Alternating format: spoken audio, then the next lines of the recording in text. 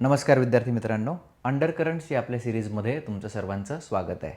मनरेगावर आपण याआधीच बोललेलो आहोत. त्या व्हिडिओची लिंक जी आहे ती खाली डिस्क्रिप्शनमध्ये दिलेली आहे.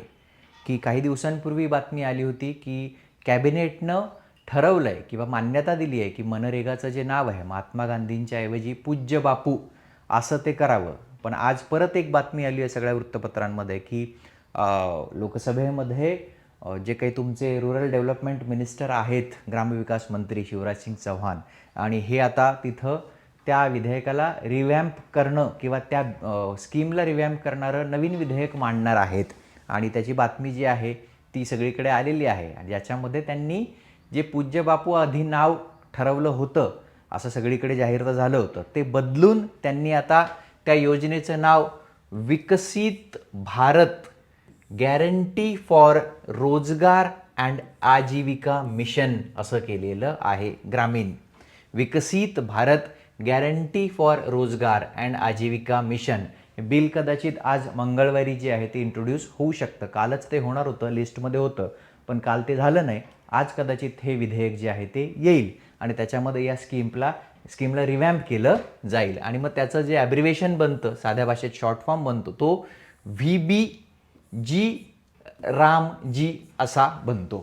VB विकसित भारत गॅरंटी फॉर रोजगार अँड आजीविका मिशन आणि ग्रामीणचा पुन्हा जी. VBG विकसित भारत गॅरंटी फॉर रोजगार अँड आजीविका मिशन ग्रामीण. VBG म्हणजे इथे जे येतं ते रामजी या अर्थानं म्हणजे ॲब्रिव्हिएशन आणि या सगळ्याचा काळ आहे बघा. म्हणजे ॲब्रिव्हिएशन ठरवून नावं देण्याचा हा सगळा काळ आता आलेला आहे, पण हरकत नाही. त्यामुळे कदाचित तुमच्या लक्षात राहतं. And Mahatma Gandhi is smiling again. Gandhi कायम हसतच राहतात, गांधी निरागसच आहेत.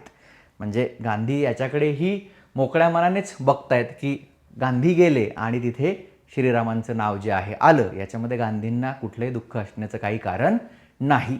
सो VBG मनरेगाचं नाव जे आहे ते आता पुन्हा बदललं जाणार आहे. पुन्हा बदललं जाणार आहे म्हणजे सुरुवातीला काँग्रेसनं UPAनं ते बदललं होतं, महात्मा गांधींचं नाव इंट्रोड्यूस केलं.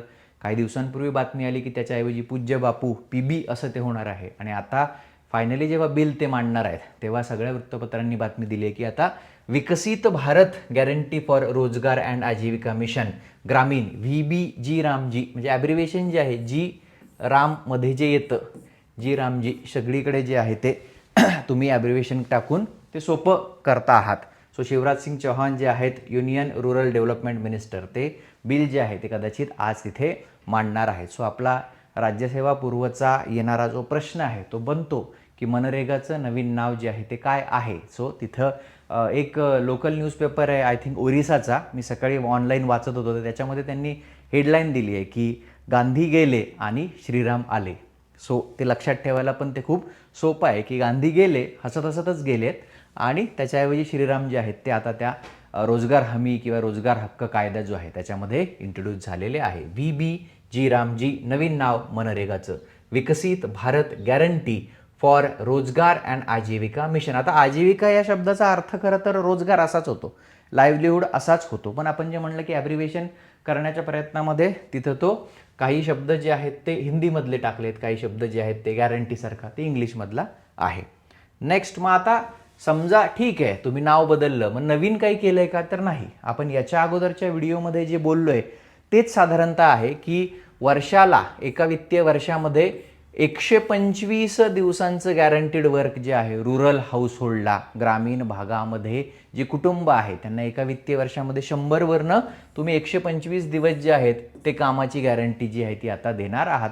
आपण ऑलरेडी बोललो आहे, व्हिडिओची लिंक खाली डिस्क्रिप्शन बॉक्समध्ये तुम्हाला दिसेल. त्याच्यामध्ये जे काही बदल केले होते ते आपण घेतलेले आहेत. मग आत्ता फक्त एक नवीन जो या बिलामध्ये बदल दिसतोय तो असा आहे की याआधी या मनरेगा योजनेमध्ये युनियन गव्हर्नमेंट किंवा साध्या भाषेत ज्यांना तुम्ही केंद्र सरकार असं म्हणता, हे जवळपास 100% योगदान देत होतं. जवळपास सगळा खर्च जो आहे तो 100% केंद्राकडून केला जात होता. आता प्रस्तावित विधेयकामध्ये फिनान्शियल बर्डन जे काही आहे, म्हणजे वित्तीय जो काही भार आहे तो आता राज्यांवर देखील टाकला जाणार आहे. तो कसा आणि किती हे आपण बघूया, पण लगेच ठळक मुद्दा जो आहे की आता ही 100% केंद्राची स्कीम राहिलेली नाही. मोठ्या प्रमाणावर वित्तीय भार जो आहे हा राज्यांवर देखील टाकला जाणार आहे. प्लस आणखी एक महत्त्वाचा मुद्दा, केंद्र ड्राफ्ट बिलामध्ये नॉर्मॅटिव्ह अलोकेशन नावाची जी काही व्यवस्था आहे ती आणणार आहे. नॉर्म्स म्हणजे काय? पॅरामीटर्स म्हणजे एखाद्या गोष्टीची मानकं. सो केंद्र सरकार आता काय ठरवणार आहे की काही प्रकारचे ऑब्जेक्टिव्ह पॅरामीटर्स, काही मानकं ठरवणार आहे, ज्याच्यावरून केंद्र सरकार एका वित्तीय वर्षामध्ये राज्यांनुसार अलोकेशन जे आहे ते ठरवणार आहे या कामांचं किंवा त्या निधीच्या संदर्भातलं. म्हणजे नॉर्मेटिव्ह अलोकेशन. याच्या अगोदर काय व्हायचं की स्वतः राज्य जे काय आहे ते अंदाजित मागणीचा विचार करून केंद्राला बजेट जे आहे ते सांगायचं. इथं स्वतः केंद्र जे आहे ते पॅरामीटर्स ठरवून राज्यांना काही संबंधित अलोकेशन जे आहे ते करणार आहे. सो 1, 2, 3 हे महत्त्वाचे मुद्दे लक्षात घेतले पाहिजेत.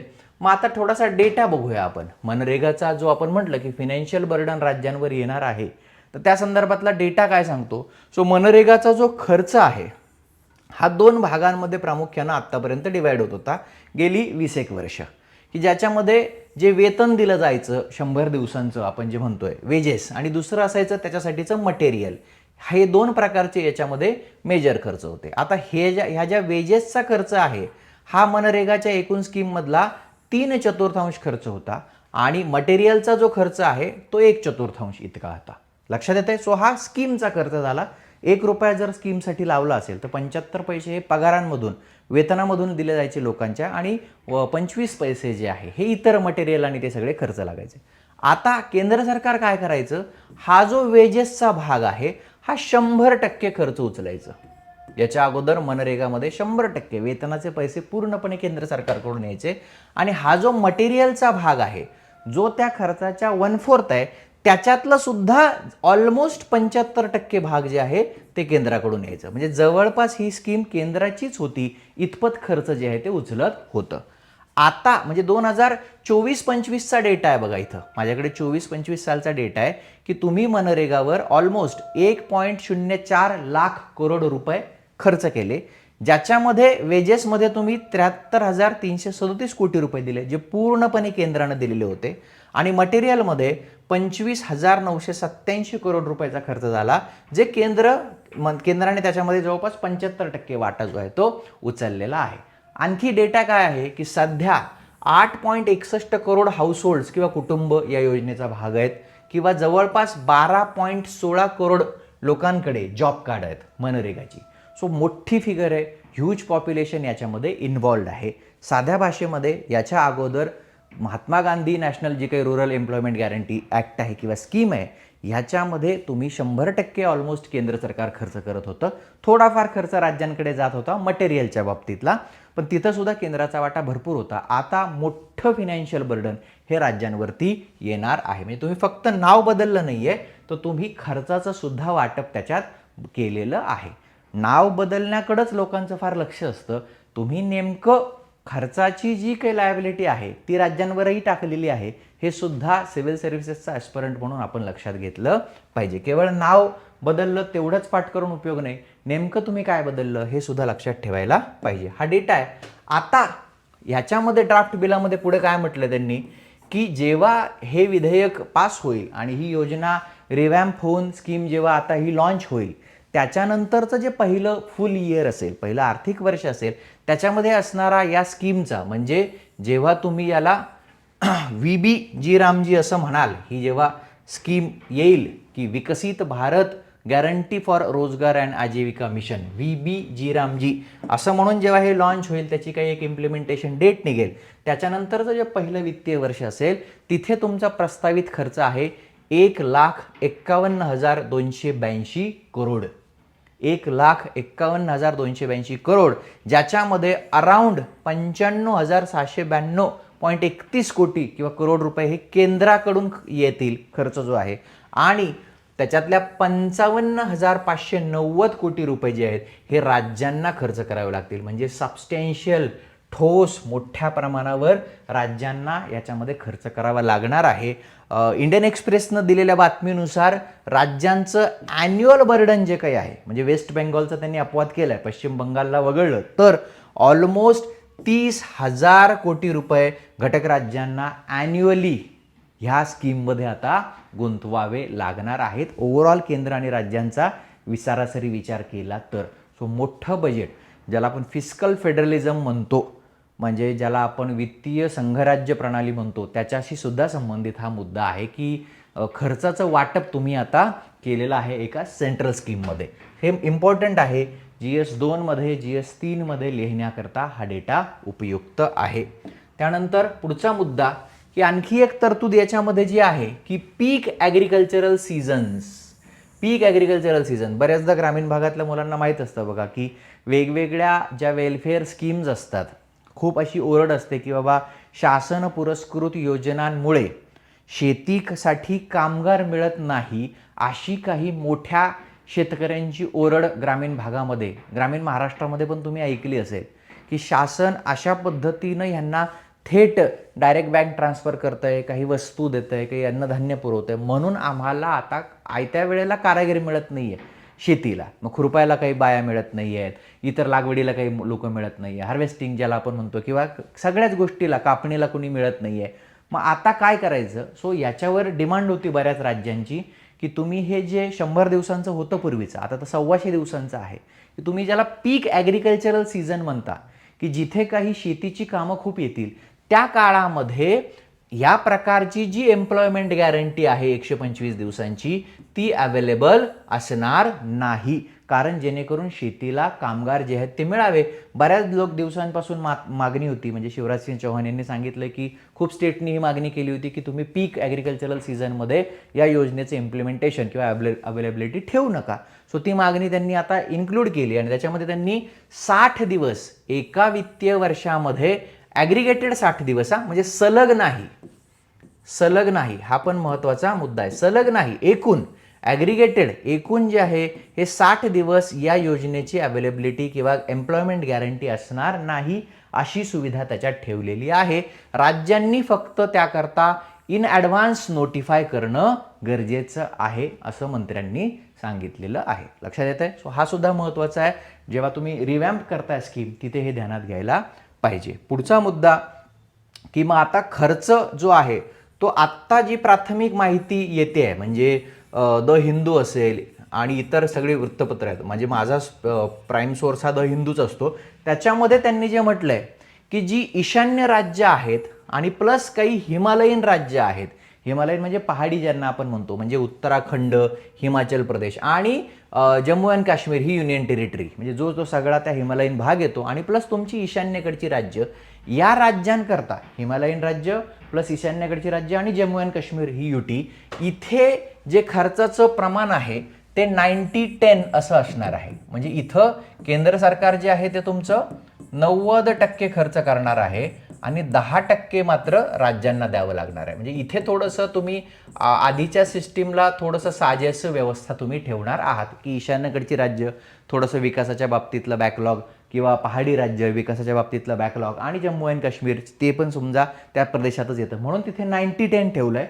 बाकी जी काही राज्य आहेत, घटक राज्य ऑलमोस्ट, आणि युनियन टेरिटरीज विथ लेजिस्लेचर, जिथे अशी केंद्रशासित प्रदेश जिथे कायदेमंडळ आहेत, विधानसभा आहेत, इथे हिंदूनं दिलेल्या बातमीनुसार 60-40 इतकी खर्चाची विभागणी असणार आहे. म्हणजे केंद्र 60% खर्च करणार आणि राज्य 40% खर्च करणार. म्हणजे एवढा मोठा भार जो आहे हा राज्यांवर आता या स्कीमचा येणार आहे. म्हणजे महाराष्ट्रासारखं आपण जर महाराष्ट्राच्या बाबतीत विचार केला, so Maharashtra will be sharing 40% of this scheme, म्हणजे ज्याला आपण म्हणतो VBG रामजी, याच्यामध्ये मोठमोठ्या या राज्यांना 60-40 असा खर्च जो आहे तो घ्यावा लागणार आहे. हे इम्पॉर्टंट आहे, हे लक्षात ठेवायला पाहिजे. आणि आणखी एक महत्त्वाचा मुद्दा की जी शेवटची प्रोव्हिजन आहे की जी कंटिन्यू आहे, मला महत्त्वाची वाटते की 15 दिवसांच्या आत काम जर मिळालं नाही तर डेली अनएम्प्लॉयमेंट अलाउन्स भत्ता जो आहे, बेरोजगारीचा जो भत्ता आहे पर डे मिळणारा,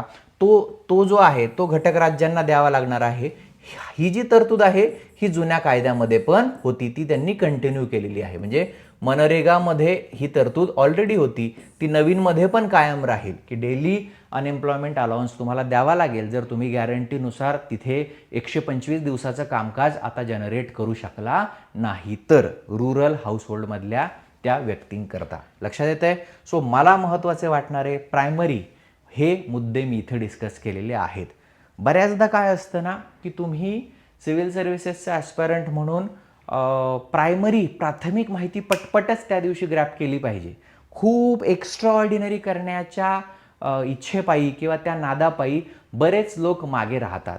स्पर्धा परीक्षेचा किंवा सिव्हिल सर्व्हिसेसचा ॲस्पायरंट म्हणून आपण सतत एक गोष्ट लक्षात घेतली पाहिजे की आपण आधी मेडिओकर, सामान्य, सरासरी, ॲव्हरेज अभ्यास संपवला पाहिजे. नंतर त्या अभ्यासाला एक्स्ट्रा ऑर्डिनरी करण्याचा प्रयत्न केला पाहिजे. कारण खूप डीप डाईव्ह करून, खूप रिसर्च करून एकच मुद्दा समजून घेणं म्हणजे सिव्हिल सर्व्हिसेस नाही. त्याकरता विद्यापीठं आहेत, रिसर्च इन्स्टिट्यूट्स आहेत. सिव्हिल सर्व्हिसेस म्हणजे मी नेहमी म्हणतो टच अँड गो.